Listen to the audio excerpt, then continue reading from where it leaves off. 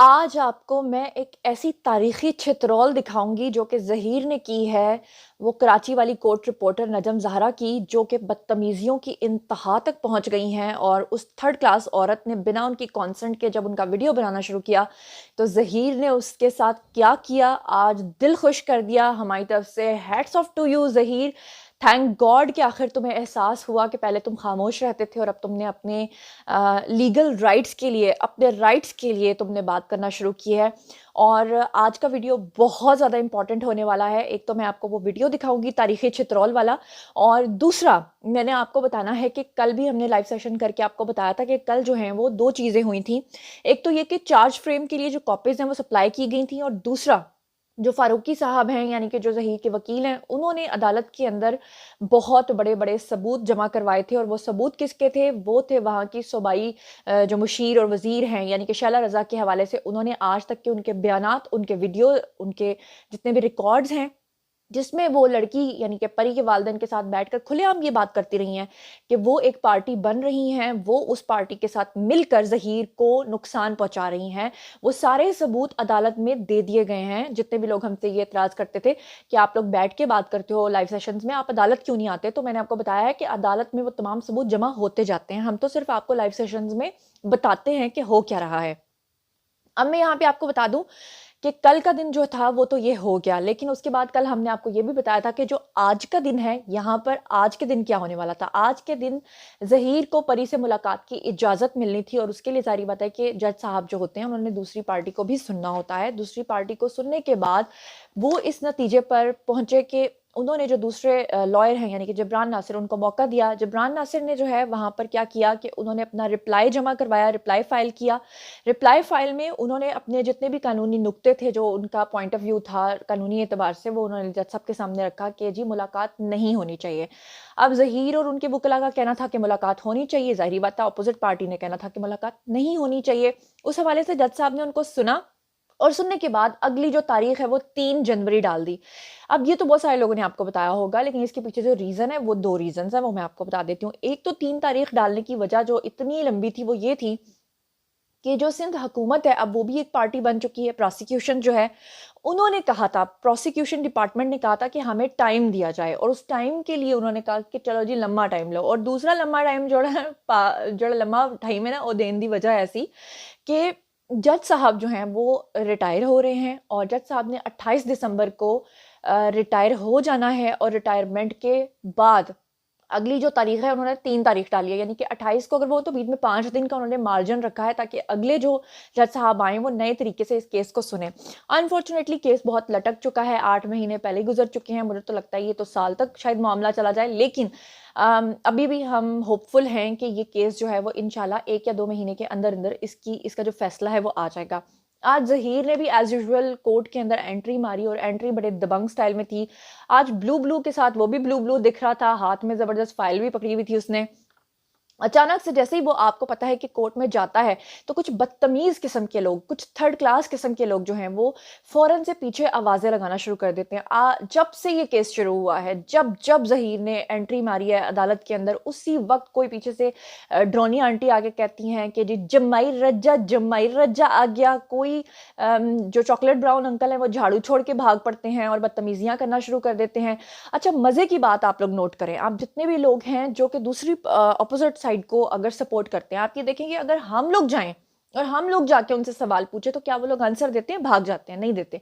लेकिन जो हमारे वकला हैं यानी कि ज़हीर की जो साइड के लोग हैं, जितने भी हमारी साइड के लोग हैं, हमारे रिपोर्टर्स हैं, बिलाल साहब हैं, इन सब के, वो पंजाबी में कहते हैं कुछड़ विच वड़ वड़ के ये लोग जाके सवाल पूछते हैं, यानी उनकी बगलों में जा जाके लगते हैं, उनको जा जाके कहते हैं कि हमें इस सवाल का जवाब दो, हमें उस सवाल जवाब को दो। और वो लोग सवालों का जवाब देते हैं। वो ये नहीं कहते हैं कि आपकी शक्ल आंटी हमें पसंद नहीं है, या जमादार अंकल हमने आपको जवाब नहीं देना, वो देते हैं जवाब। ठीक है, यही होती है सच्चे इंसान की निशानी। और सबसे बड़ी बात ये कि वो ड्रोनी आंटी जो आवाज़ें लगाती रही है ना आज तक के, जमाई रज्जा आगे, जमाई रज्जा आगे, आज उसी जमाई राजा ने उसको लताड़ा है। मैं चाहती हूँ कि आप ज़रा वीडियो देखें। I can make a video. What is this? No, what is this मैं behavior? आपसे बात करना How चाहती can you harass someone? How can you harass someone? हूँ। आप उर्दू में बात करें। How ज़्यादा can you अंग्रेज़ी harass में someone? नहीं। नहीं, मैं how आपको can? harass नहीं कर रही। नहीं, ये मेरे rights मैं हैं। नहीं, This is मैं my आपसे personal बात right. करना Okay? चाह रही हूँ। I can आपसे make you बात video. करना I can make you video. है? What is this? No, what is this मैं behavior? आपसे बात करना How चाहती can you harass someone? How can you harass someone? हूँ। आप उर्दू में बात करें। How दादा, can you मैं harass उर्दू someone? में- नहीं, मैं how आपको can? हिरास नहीं कर रही। नहीं, ये मेरे rights हैं. This is my personal right. Okay? I can make your video. Oh God, शर्म तुमको मगर नहीं आती। How can you harass someone, how can you do this is my right, ये कहा था जमाई राजा ने। पहली बात तो ये कि जब आप उसको जमाई राजा कहती हैं मुझे तो कोई एतराज़ नहीं, मुझे तो बड़ी खुशी होती है, इसलिए कि जमाई राजा जो हैं वो आप उनको मानती तो हैं, एक तरफ आप कहती हैं वो उसका शौहर ही नहीं, दूसरी तरफ आप लोग एक्सेप्ट कर चुके हो कि वो आप लोगों का जमाई राजा है। और फिर आप ये देखें कि पिछली बार भी जब कोर्ट में आया ज़हीर तो ये फारूकी साहब के पास खड़ा था और ये मोहतरमा जो है ये कैमरा लेके एन अगले बंदे के मुंह में जो है ना फिट कर देती हैं। ये वहाँ पहुंची, इन्होंने फारूकी साहब को तो कैमरे में लिया, फ्रेम में लिया, लेकिन ज़हीर चाहता था कि भाई मेरी लीगल टीम बात करिए, मेरे मुंह ना लगे ये आंटी। लेकिन इस आंटी ने क्या किया, इस ड्रोनी आंटी ने उसका भी वीडियो बना लिया, बाद में झूठ ये बोला कि जी ज़हीर वहां से भाग गया। हालांकि ज़हीर उस आंटी की शक्ल नहीं देखना चाहता था, वो वहां से फ्रेम से बाहर निकल गया। उसने कहा कि लॉयर बात कर रहे हैं, मुझे बात करने की जरूरत नहीं है। लेकिन अनफॉर्चुनेटली क्या हुआ, इस खातून ने जगह जगह कभी डंगर डॉक्टर की ब्रॉड में बैठ के, कभी यहाँ बैठ कभी वहां बैठ, वो जो मेंढक नहीं उछलता बरसात के मौसम में, उस तरह ए हो गया, ज़हीर नस गया, जमाई राजा भाग गया भाग गया भाग गया। आज ये जमाई राजा के मुंह में लेकर जब पहुंची है ना वीडियो, अपना जल्दी से कैमरा इसने ऑन किया तो उसने कहा how can you harass someone. तो आगे से आंटी कहती है, ओ आंटी कहती है अंग्रेजी में बात ना करो जमाई राजा, मेरे को समझ नहीं आ रही, उर्दू में बात करो। ये है इन लोगों की क्रेडिबिलिटी कि झाड़ू लगाने वाले लोगों को भी वहां पे रख लिया गया है और ना कोई डिग्री ना कोई क्वालिफिकेशन। एक जमादार था, उसके साथ जोड़ी बना ली। इस खातून के बारे में मैंने पता करवाया, मैं पर्सनली तो इनको नहीं जानती, लेकिन मुझे किसी ने बताया है कि वहां पे एक टारगेट किलर थे जिनका नाम था जी अजमल पहाड़ी, उनकी अहलिया थी। वो अजमल पहाड़ी ने भी इसे तौबा करके कहा कि मैं तुझे तलाक देता हूँ। उसने दूसरी शादी कर ली और उसने कहा कि जा बीबी तू जिद नाल मर्जी जाके ब्याह कर ले। तो अब ये जो मौजूदा इनके शौहर हैं वो दूसरे शौहर हैं, जो मुझे पता चला है, हो सकता है गलत भी हो, लेकिन मेरे सोर्स ने कहा है कि बिल्कुल ऑथेंटिक बात है। और इसीलिए ये खातून जो है इनको घर पे सुकून नहीं मिलता, तो ये दूसरों की ब्रॉड्स पे जा जाके दूसरों के शोहरों के ऊपर जो है ना इल्जामात लगाती हैं। ज़हीर को जमाई राजा कहती हैं, वो नहीं चाहती कि जो है ना मैं खुश नहीं रही अपनी ज़िंदगी में तो कोई और बुढ़ी भी अपने बंदे दे नाल जड़ी है ना खुश ना रहे। ये है जी असल बीमारी, असल तकलीफ।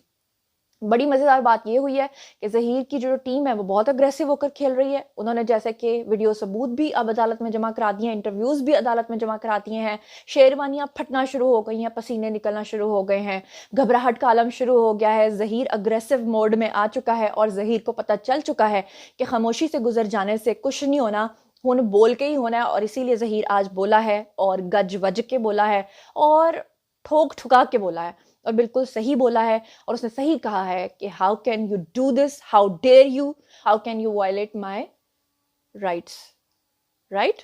और जद्दी उन्होंने समझ ही नहीं आई। अच्छा, मुझे इन लोगों की दानिश पे, अकल पे हंसी आती है कि इनको कुछ पता नहीं होता और ये दूसरों की ब्रॉड्स में बैठ के ऐसे बात कर रहे होते हैं जैसे सारा केस ये रिपोर्ट कर रहे हैं। अब मज़े की बात ज़रा सुने कि कोर्ट में जब फारूकी साहब आए जो ज़हीर के वकील हैं, तो उनके इर्द गिर्द ये ड्रोनी आंटी और जमादार अंकल, चॉकलेट ब्राउन अंकल, दोनों खड़े हो गए। अब जमादार अंकल ने ये सवाल पूछा कि आप लोग जो हैं वो क्या करके आए हैं। ये वो उन्होंने सारा बताया कि जी हमने शेल्टर होम चेंजिंग की बात की है, हमने सबूत दिए हैं, ये हो गया वो हो गया। वहाँ पे जनाब इनके तो पेट ख़राब हो गए, गुड़ की वहाँ पे आने लग गई आवाज़ें। उसके बाद जमादार अंकल ने कहा कि कोर्ट के अंदर जो पहले फैमिली कोर्ट था वहाँ से तो आप लोगों को इजाज़त ही नहीं मिली थी कि ज़हीर अपनी वाइफ से मुलाकात कर सकता है। इस पर फारूकी साहब ने ऐसा ज़बरदस्त, पंजाबी में कहते हैं चंड मारी।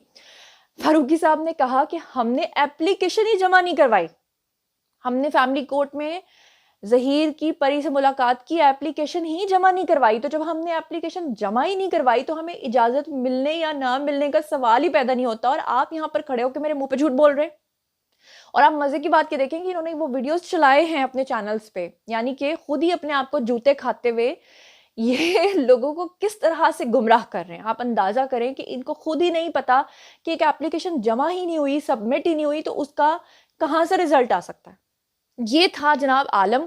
फिर ड्रोनी आंटी ने कहा कि जी आप लोग शेल्टर होम से चेंज की बात क्यों कर रहे हैं। तो फारूकी साहब ने कहा कि वहाँ पे एक 8 साल की बच्ची है और एक जो है ना ये 17 साल की लड़की है और इन दोनों का जाहिर बात है वहाँ पे उसको कैमराज लगाए गए हैं। वो उसने खुद अपने बयान में लिखा है कि मैं सो नहीं पाती, तो उसके बाद फिर इनकी शक्ल देखने वाली थी लिटरली।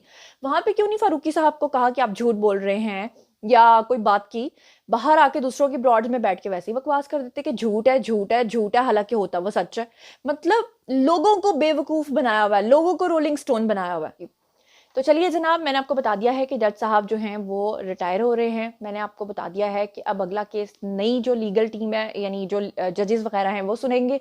मैंने आपको बता दिया है कि मुलाकात के लिए 3 तारीख क्यों पड़ गई है, और मैंने आपको बता दिया है कि अदालत में क्या क्या चीज़ें आज हुई हैं। आई होप कि आज का वीडियो आपको पसंद आया होगा। और भी कुछ अग्रेशन के मोड में वीडियोज़ देखना चाहते हैं तो कमेंट सेक्शन में आइए, लिखिए, पर्सनली जवाब दूंगी। मजीद खबरी व्लॉग्स, इंटरव्यूज़ और सियासी तज्जिए जानने के लिए मेरे साथ कनेक्टेड रहना हरगिज़ मत भूलिएगा। चैनल को सब्सक्राइब कर लीजिएगा। अपना बहुत ख्याल रखिएगा। अल्लाह निगहबान।